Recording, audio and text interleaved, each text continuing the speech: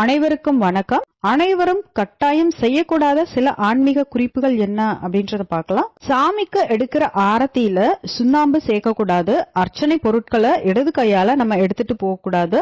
திருப்பதி, திருத்தணி, பழனி, திருச்செந்தூர் இந்த மாதிரியான கோயிலுக்கு நம்ம போயிட்டு வரோம் அப்படின்னா நேரா நம்ம வீட்டுக்கு வரணுமே தவிர வேற எங்கேயும் நம்ம போகக்கூடாது.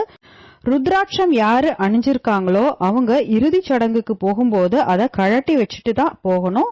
சனி பகவானுக்கு வீட்டுல எல்விளக்கு ஏத்தக்கூடாது. எலுமிச்சை பழத்துல தீபம் ஏத்துறதும் தவறு. அதாவது வீட்டுல எந்த ஒரு பரிகார தீபமும் நம்ம கட்டாயம் ஏத்தக்கூடாது. கோயில்ல இருந்து வீட்டுக்கு வந்த உடனே கை கால் கழுவுறது, குளிக்கிறது இதெல்லாம் பண்ணக்கூடாது. கொஞ்ச நேரம் கழிச்சு வேணா பண்ணலாம், ஆனா வந்த உடனே பண்ணக்கூடாது. இறந்த முன்னோர்களோட படங்களை சாமி படங்களோட சேர்த்து வச்சு வணங்க கூடாது. பூஜை அறையில தெய்வங்களை வடக்கு பார்த்து வைக்க கூடாது. கர்ப்பிணி பெண்களோ அவங்களோட கணவரோ சிதறு தேங்காய உடைக்க கூடாது. நன்றி.